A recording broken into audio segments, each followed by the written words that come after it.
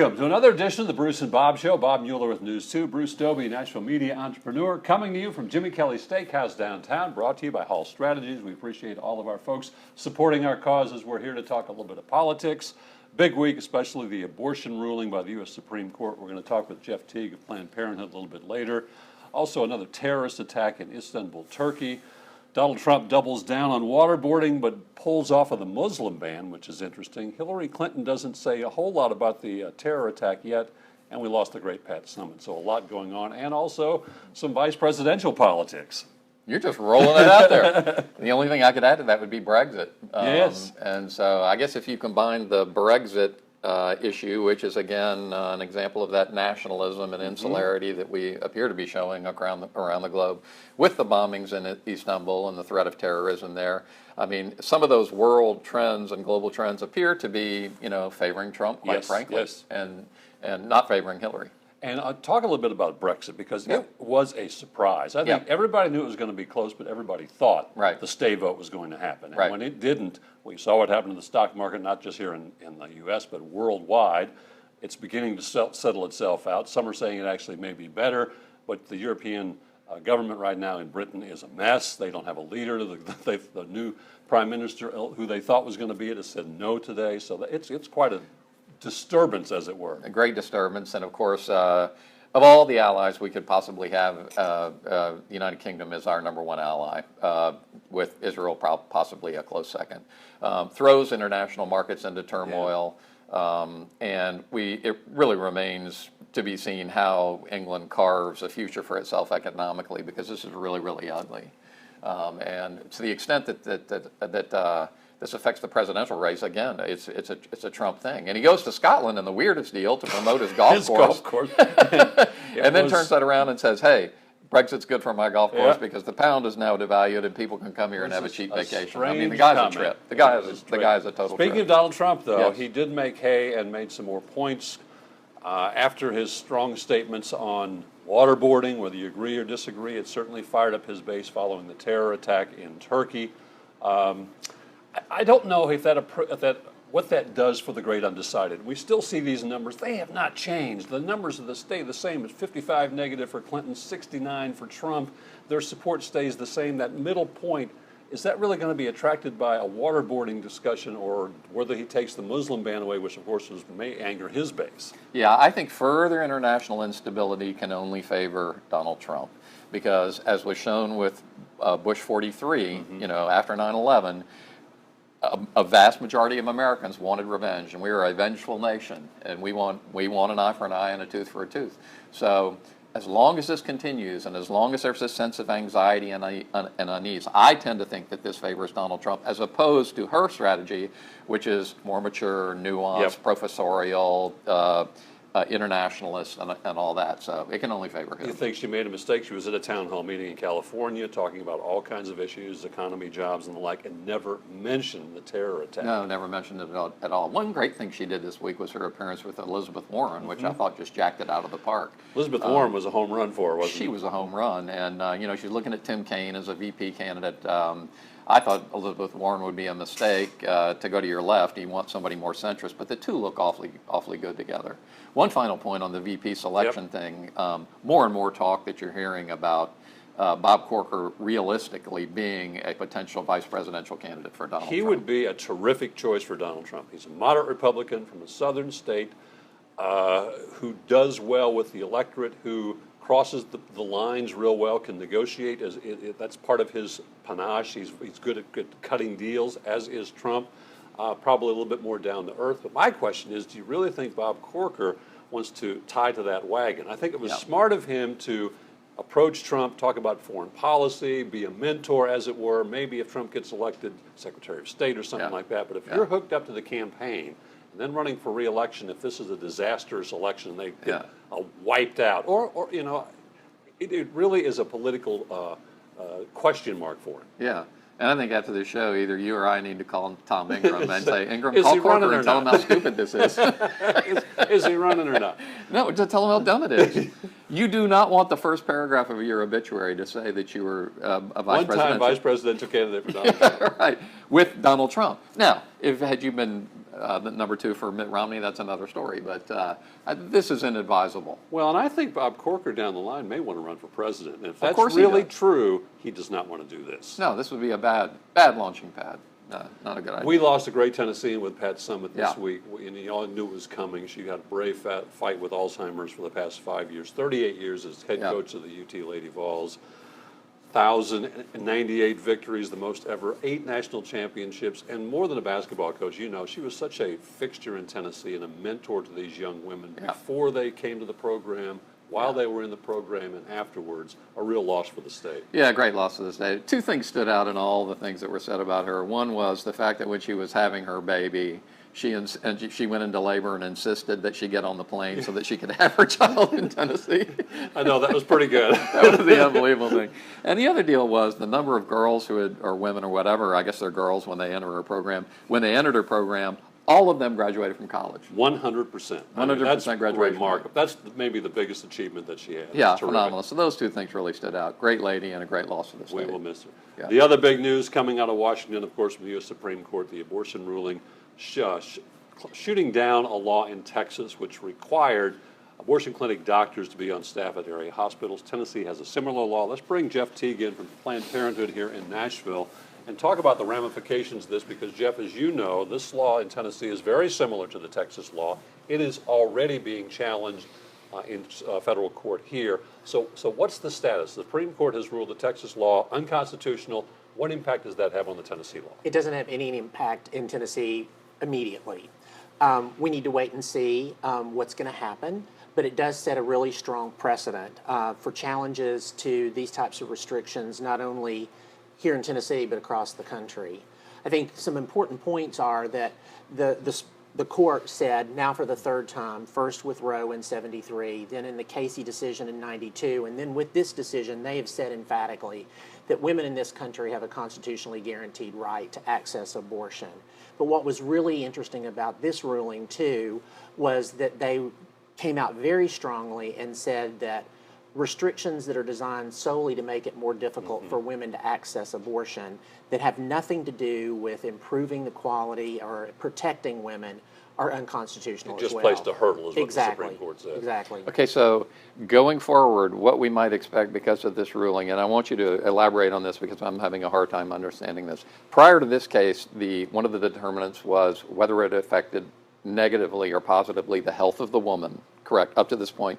Now, kind of the litmus test is whether or not it places a burden on the woman's ability to get that abortion. So is that correct? the So we've kind of pivoted here from health to burden? Well, that kind of happened in the 92 Casey decision. Okay. In that decision, Justice Kennedy created the precedent of undue burden, saying that restrictions were allowable as long as they didn't put an extreme or insurmountable obstacle in a woman's path to be able to access abortion, and that they did do something to protect health and safety. With this decision, they've decided that these sorts of things that don't improve health, don't improve safety, and are only there to create obstacles are unconstitutional. This is a huge loss for the pro-life folks and a huge win for pro-choice folks.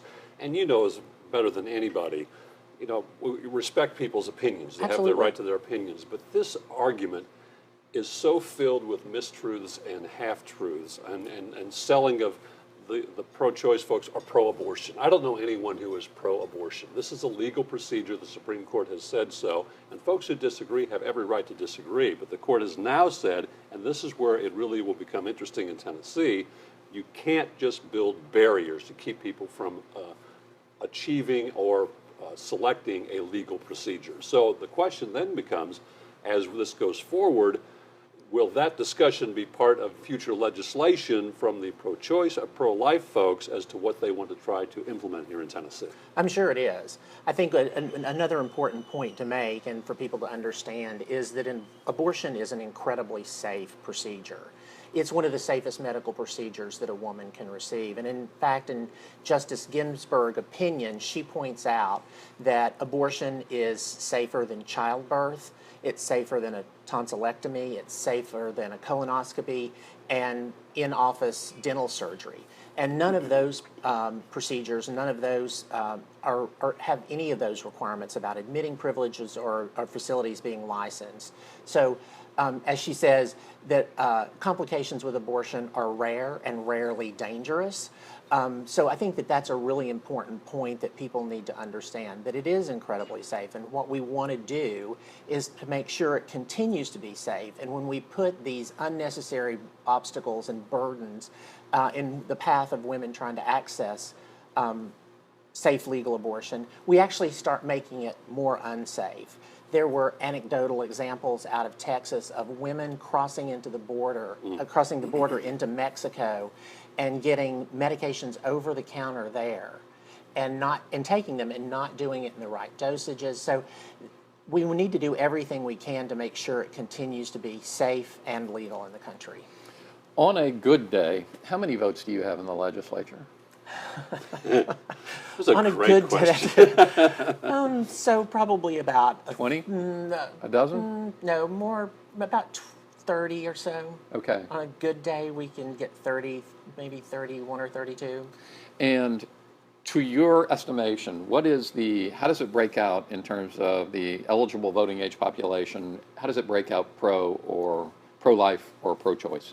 So one of the things that we've seen consistently in polling, not only at the state level but nationally, is that Tennessee is not a strongly pro-choice or pro-life state. It is a pro-life state, but it sort of breaks out almost like the results of the Amendment 1 vote. Really? Yeah, which was close. So which is close. Yeah. So when you start talking to Surprises people, me a little bit. Yeah. when you start talking to people about situations like this that are making it more difficult, they tend to start moving towards not being so in favor of restrictions. When you start talking about how the medical evidence and the facts don't support that this is making it safer, that it's only creating obstacles and eventually can lead to it being more dangerous for women. How difficult, obviously, especially in a state like Tennessee, which religious background is huge, is the moral and religious argument that over the legal argument that you deal with every day? Well, it plays a huge factor in it, obviously. I mean, Tennessee is a very religious state. And so that's where a lot of people stand and get their positions. But there are also a lot of people of very deep faith who understand the moral obligation, moral responsibility that we have as a society to make sure that when women make that decision, that they have a way to access abortion that's safe and legal, and it's going to protect their life, their health, their ability to have children in the future. Do you see any kind of change in demographics? This state is growing, this state is changing ethnically, diversely. A lot more young people coming to town than 20 years ago. This was not really considered a young person's town. I think it kind of is now. Yeah. Does that help your cause? Is there much more open-mindedness, as it were, to the discussion anyway? Absolutely. I mean, one of the things that we've seen with the Amendment 1 vote and in other polling and research that we've done is that in the urban areas of the state, the fastest growing parts of the state, is where we're seeing the greatest support, not only for abortion rights, but LGBT rights, a whole range of issues that you see greater support in the urban areas and the faster growing suburban areas as well. Is there truth to the fact that people from Mississippi flock here to have abortions? So there's only one clinic that provides abortions in Mississippi. Is it in Jackson? It's in Jackson. And we know that, northern Mississippi is in fact just really a suburb of Memphis. Hernando and those areas. Exactly. So we do see a lot of people from Mississippi come to Memphis because it's closer for them to drive into downtown Memphis than it would be for them to drive further south into Probably East Arkansas as well. Exactly. Yeah. And we also in Kentucky as well. The only place to get access to abortion in Kentucky is in Louisville. So we see a lot of women from southeastern and western Kentucky driving down into Knoxville.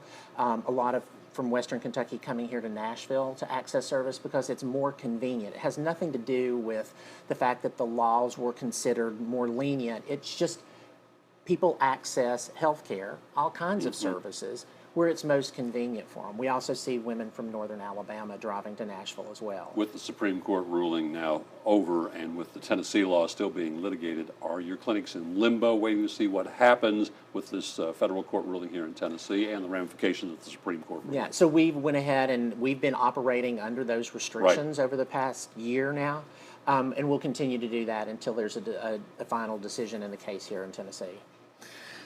You're on the defense most of the time.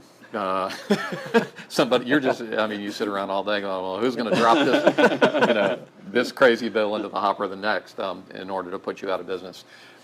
If you're on the, do you foresee with this ruling being able to be a little bit more proactive and propose your own set of bills and legislation, and what does that look like? Well, one of the things that we wanted to do is always work with members of the General Assembly to find common ground and find ways that we can not only guarantee that abortion remains safe and legal, but always work to reduce the number of abortions. So we're hoping that we're going to be able to find some common ground around making contraception more readily available, providing a more comprehensive approach to sex education to young people in the state. We hope that we can work there and move those sorts of things forward. And again, making sure that abortion remains legal and that these unnecessary restrictions and burdens are not put in place. Jeff Teague with Planned Parenthood. Appreciate your time and your insight. Absolutely. Thanks Thank for you. coming in. It was my pleasure. All right. That'll do it for another edition of the Bruce and Bob Show, coming to you from Jimmy Kelly's Steakhouse, brought to you by Hall Strategies. We appreciate your comments, your viewership, and we'll see you back here next week.